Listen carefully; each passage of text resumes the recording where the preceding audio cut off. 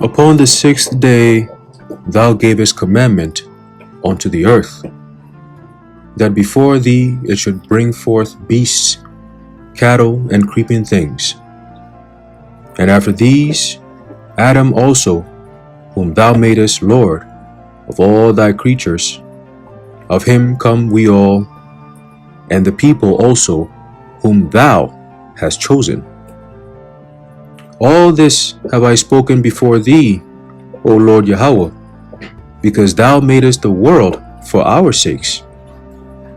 As for the other people, which also come of Adam, thou hast said that they are nothing,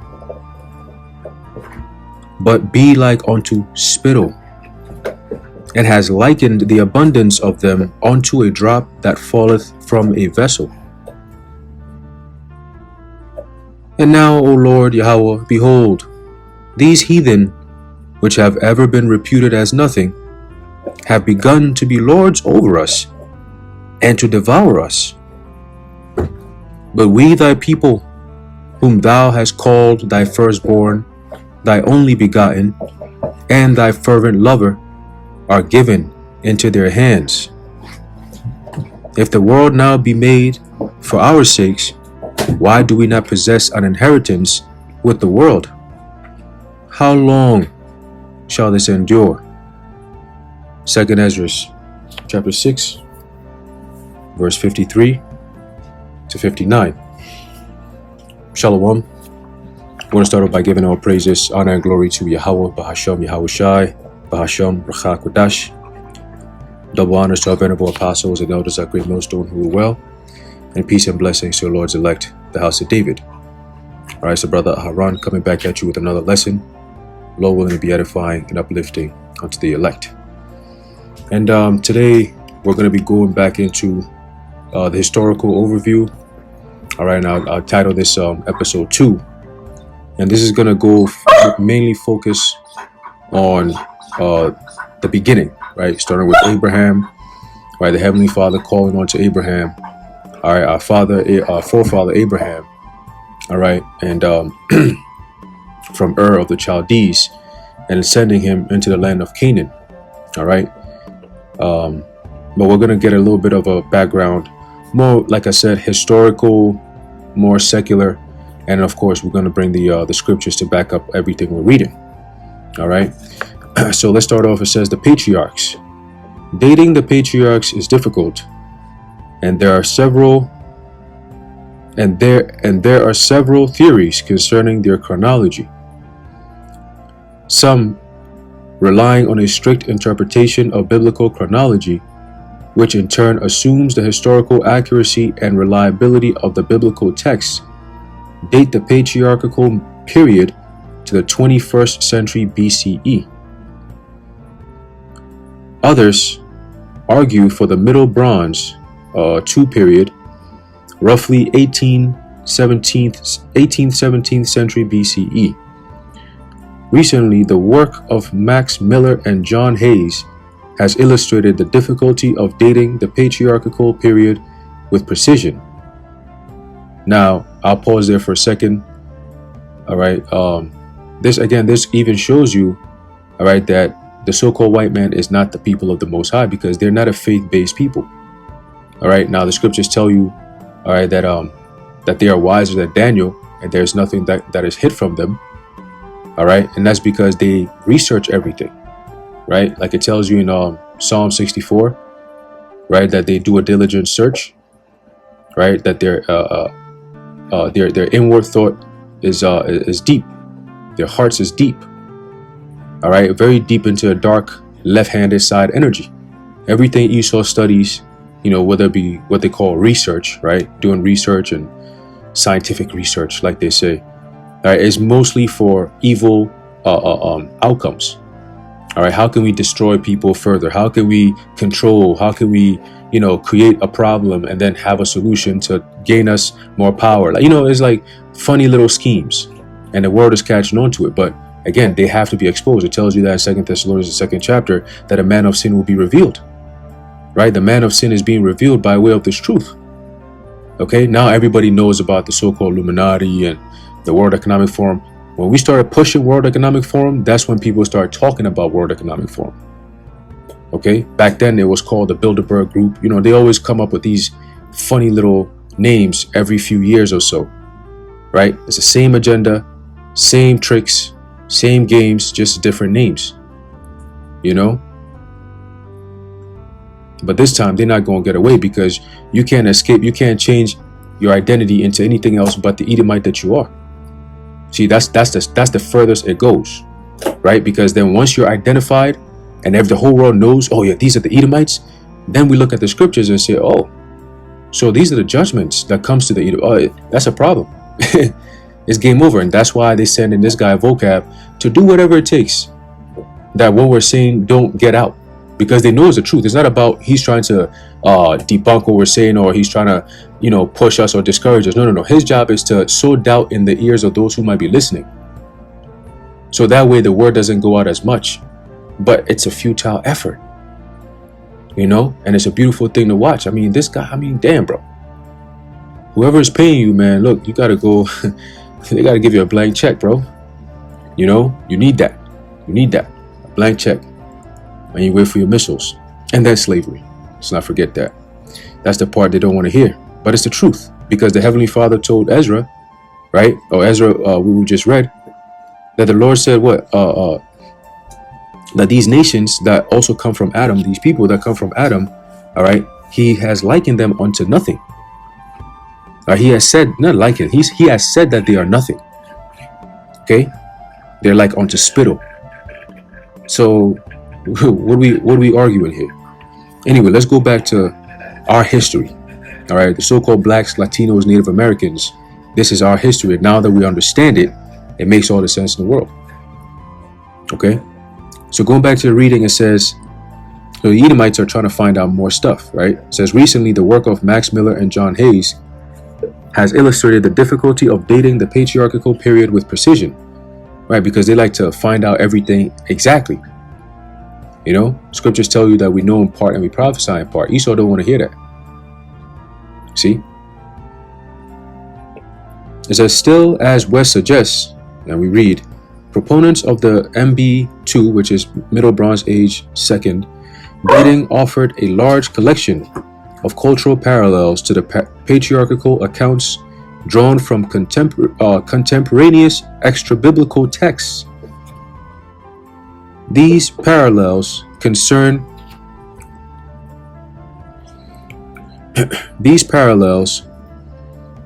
such matters as personal, ethnographic, and geographic names. So they want to make sure, right? So when we say, hey, yeah, the apostles say all the time, these devils know who we are. I mean, bro, if they didn't know who we are, they wouldn't put this much effort in targeting our people. They make money off of us, right? And then they also keep us at the bottom. You know, hey, listen, you don't see the way the so-called blacks and Latinos are treated in this country. You don't see these other nations going through that. The Chinaman lives and works and has success just like the so-called white man. You know what I'm saying? You go to some of these Moabite houses, man, you'd be like, damn, what the fuck does he do? You know? Like, these niggas got the craziest cars, they got the craziest technology, and they living in the nicest houses, man. They ain't trying to be on that, you know, the calm Moabite, humble spirit. Nah, those are them jakes, right? Those who are not like flamboyant. That's something I've observed, right? The rich ones are the Edomites of the Moabites, for the most part, and the ones that you see living just like Jake, poor neighborhoods. You know, they struggle. They got mad talent, but they struggle, and you know, boom, Jake. You know, they're going through the same curses. You know, but hey, it's all part of it. You know, but again, going back to it, Esau does a lot of research. Okay, it says the geographic names, socio-economic patterns, and a broad array of customs, laws, and religious forms. Right, so they're going to these different lands. See, and then they're excavating. Right, they're using all kinds of different technology to go back and look at things, find things, and research shit, and go into these archives. A lot of books lead to information and things where where things are on the earth. Ancient philosophers, ancient navigators and stuff. All that information. Hey, Esau is able to get his hands on it. The scripture says the earth is given into the hands of the wicked. Okay, he can go back to anywhere, in the Middle East, so-called Middle East, right, and go back and look up the relics and all these different things and track back and be like, oh, this person is this, who was doing that at this time period, and they get all that and they added piece all these things together with the documents, and boom, they know where to go.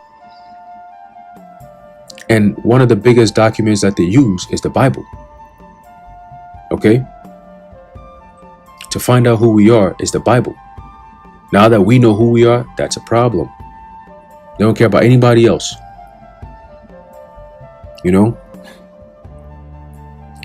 It says, typically, these common elements have been used to support two claims. One, that the patriarchal accounts are compatible with the culture of the Middle Bronze Age, but not with other periods, thus establishing the time of the patriarchs as the Middle Bronze Age. Now, this is just, again, Esau making up petty arguments. Again, we just reading it, all right? It says, and two, such harmonization enhances the historical reliability of the patriarchal stories, right? So they want proof. But see, we don't need all that, all right?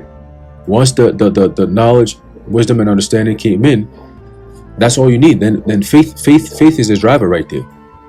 The knowledge is good. You get all that. You get the understanding. That's even better, right? And then you just have the faith that just keeps driving it. Because you already know. You know what you need to know. It's just about practicing it, getting it into it. Really getting into it. Being practical with the truth, living it. You can't be on that type of time where the truth is like a different sector. Nah, the truth is the center. It is the truth. Anyway, so keep going. It says, according to a biblical account, which the following reconstruction of the patriarchal period is based, Abraham's father Terah, along with Abraham, Lot, and their families, left Ur, which is an ancient and wealthy city on the Euphrates River in southern Mesopotamia, and they migrated to Canaan. When they reached Haran, and they stopped. When they reached Haran, they stopped and settled there. Only after Terah's death did Abraham move on to Canaan. While living there, he fathered two sons, Ishmael and Isaac. Later, Ishmael and his mother were sent away, her name was, I believe, Hagar. It says, and Isaac became Abraham's sole heir. Okay, and that's that's the promised line going through. Okay, it didn't go through Hagar's son, which was Ishmael. It went through Sarah's son, Isaac. Okay, it says Abraham arranged for Isaac to marry Rebekah, a woman from Haran. After dwelling in several temporary campsites, Isaac and Rebekah settled in Beersheba. It says there they had two sons, Jacob and Esau. This is where the story all begins. See? The whole rivalry. Right now, as we live today, you got this beef between so-called white people and so-called black people in this country and around the world. Okay, it's always this feeling of racism, like they say in today's understanding, of course, right? This feeling of, oh, you ain't one of us, like this beef, this animosity, and they use the skin color as a shield, right, to bring that differentiation. Like you could see, and this is why we don't like you. But in reality, it's actually spiritual. That we are the Lord's chosen people. That's why they treat us the way they do. Okay? And they don't do that to any other nation, because we go back to Jacob and Esau, two different nations. They are twins, the brothers, right? But separate in every aspect of the word, separate. Okay? Complete opposites. One is good and one is evil, wicked. One is righteous, right? And one is the wicked. All right? One are known as the sons of God, and one is known as the sons of the devil, the sons of the wicked. All right? It says Jacob used trickery and deceit to gain his brother's birthright and inheritance, thus becoming the vehicle through which the Most High would fulfill the promise made to Abraham to make of his family a great nation. Right? And that's why even Jake, when Jake, man, when Jake is in their zone, I would say, right? A nigga could go to a store and he would like bargain his way to get some shit for free. You know, he walk in, Jake would walk into a store and the shit says, oh, he's trying to get something, whatever, and the shit says $10. He gonna be like, damn, bro, $10, bro? Yo, why you guys? Nah, last time I was here, he's never been there before, but he gonna hit you. Last time I was here, it was like, that shit was like $5, and I thought that was a little too high. Why you gonna? Nah, bro, come on, man, like don't do that. I only got 5 on me. And then they talk, yo, you know, hey man, hey, listen, last time, and they start talking some other shit, and then bring the whole shit full circle. Be like, man, you should really, man, I really wish I could have this room. Oh man, so I'm gonna have to come back and then, you know, say it to the point where the guy's like, yo, you know what, man, you too cool. Yeah, you could have it. Go ahead. I'll give it to you for 5. All right, you go. You know, that's Jake. Right? Esau, on the other hand, he just come in. They say, oh, the product or whatever is $10. Oh, all right. And then he start adding more shit. And then he just whip out the money, pay for it. He don't bargain nothing. You know? Hey, that's enough. Go lay down. You know? He don't bargain nothing. He just boom. Hey, listen, give me that red pottage right there. Nah, you gonna have to give me that birthright first, bro. Nah, what is this all birthright thing you talk? Man, listen, man, you could have it, bro. I don't really care about this shit. Here. You could have the inheritance. You got it. So, all right, bet. Yeah, that was easy. You know? Jacob and Esau. Right? You have to think of it realistically, because this is just history. This is who we are. You know? The scriptures is a documentation, all right, a historical account and documentation of the so-called blacks, Latinos, and Native Americans. Okay? So let's continue. It says, let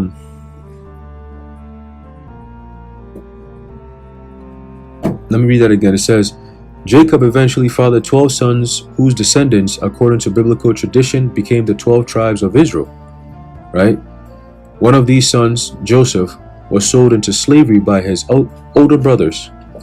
He was taken to Egypt, which after some initial difficulties, he rose to a position of power and prominence in the Egyptian government. Right? So remember, his own brothers sold him into slavery. But yet these are the same brothers that are the patriarchs of the nation of Israel, the 12. Okay?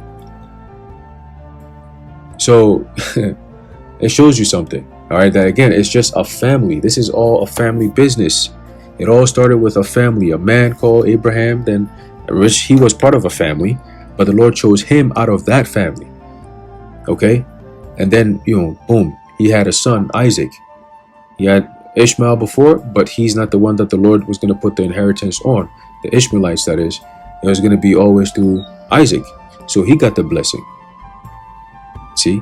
Passed down onto him, and then he had 2 sons. Right? And those 2 sons are Jacob and Esau.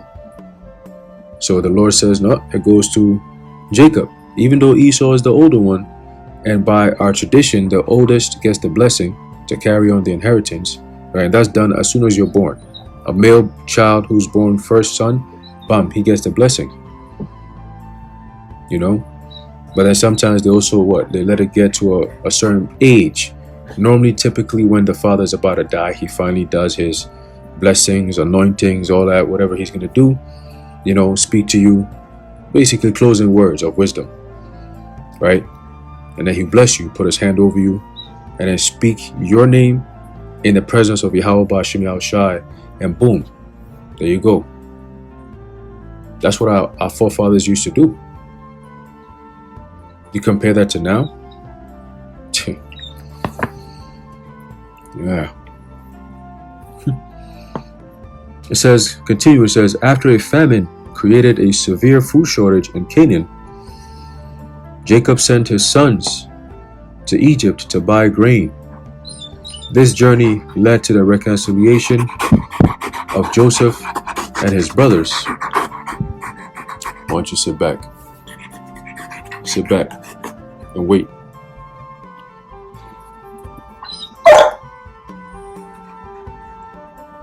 I'm busy. Hold on.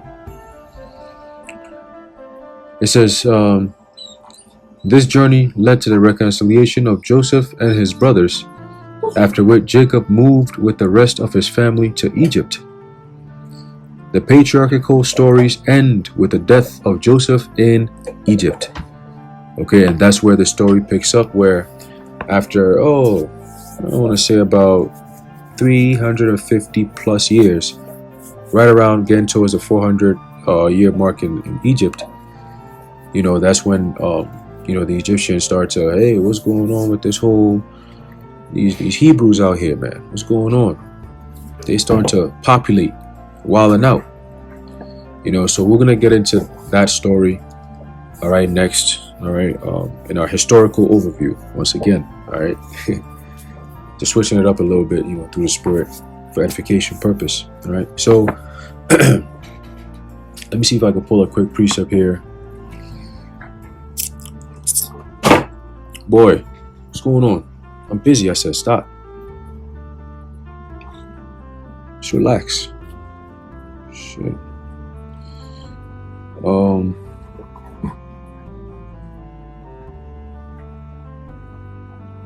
Let's do Genesis 50.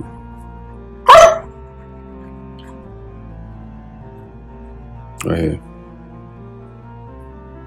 We're going to close it out with this. This is when, before Israel goes through everything, Jacob blesses us, right?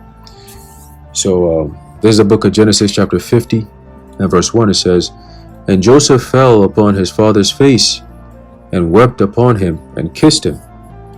And Joseph commanded his servants, the physician. Actually, let's do chapter 49. There you go.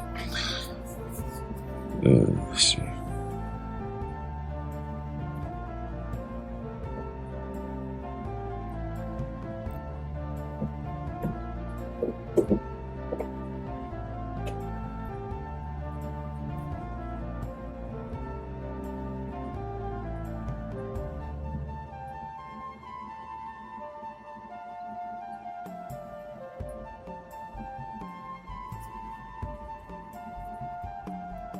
Okay, there's the book of Genesis chapter 49 and verse 29. It says, and he charged them and said unto them, I am to be gathered unto my people.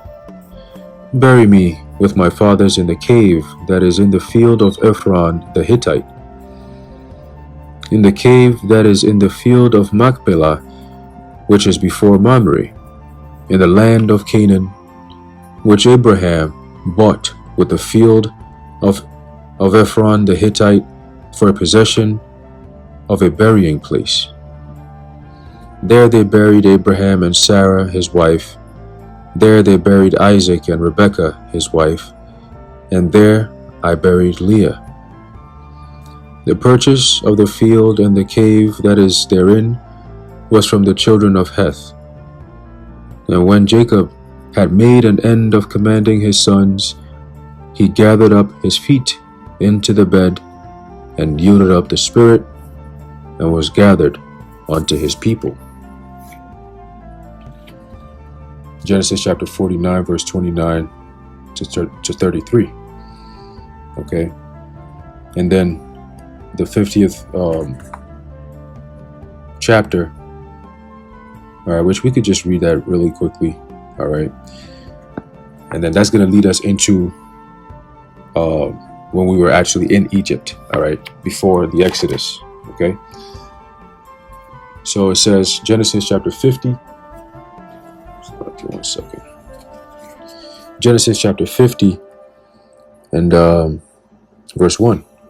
It says, And Joseph fell upon his father's face and wept upon him and kissed him. And Joseph commanded his servants, the physicians, to embalm his father, and the physicians embalmed Israel.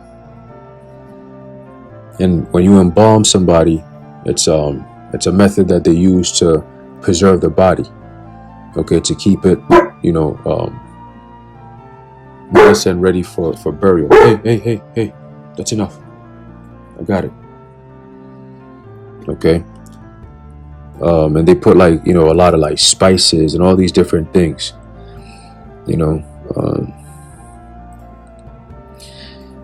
it says, And 40 days were fulfilled for him, for so are fulfilled the days of those which are embalmed. See, preserving the body. And the Egyptians mourned for him 60 days. And when the days of his mourning were past, Joseph spake unto the house of Pharaoh, saying, If now I have found grace in your eyes, speak, I pray you, in the ears of Pharaoh, saying, My father made me swear, saying, Lo, I die. And my grave which I have digged for me in the land of Canaan, there shalt thou bury me. Now therefore let me go up, I pray thee, and bury my father, and I will come again. And Pharaoh said, Go up, and bury thy father, according as he made thee swear. And Joseph went up to bury his father, and with him went up all the servants of Pharaoh, the elders of his house, and all the elders of the land of Egypt. And all the house of Joseph, and his brethren, and his father's house, only their little ones and their flocks and their herds they left in the land of Goshen. And there went up with him both chariots and horsemen, and it was a very great company. And they came to the threshing floor of Atad, which is beyond Jordan, and there they mourned with a great and very sore lamentation. And he made a mourning for his father 7 days. And when the inhabitants of the land, the Canaanites, saw the mourning in the floor of Atad, they said, This is a grievous mourning to the Egyptians. Wherefore the name of it was called Abel Mizraim, which is beyond Jordan. All right, and I think, let me see what that word means. All right, it says meadow of Egypt. It says Abad Matazarium. Right, meadow of Egypt. A place east of the Jordan. Okay, yep. Was it Abal? Okay. Yep. All right. So going back to the reading.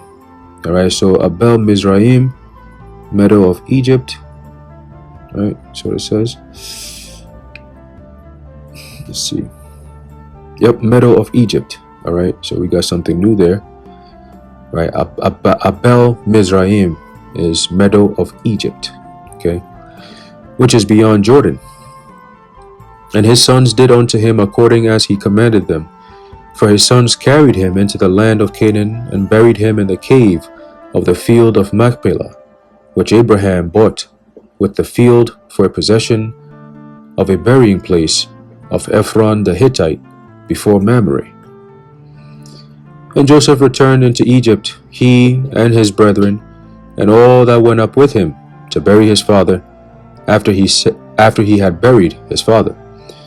And when Joseph's brethren saw that their father was dead, they said, Joseph will peradventure hate us, and will certainly requite us all the evil which we did unto him. And they sent a messenger unto Joseph, saying, Thy father did command before he died, saying, So shall ye say unto Joseph, Forgive, I pray thee now, the trespass of thy brethren, and their sin, for they did unto thee evil. And now we pray thee, forgive the trespass of the servants of the Most High, or thy father. And Joseph wept when they spake unto him. And his brethren also went and fell down before his face, and they said, Behold, we be thy servants.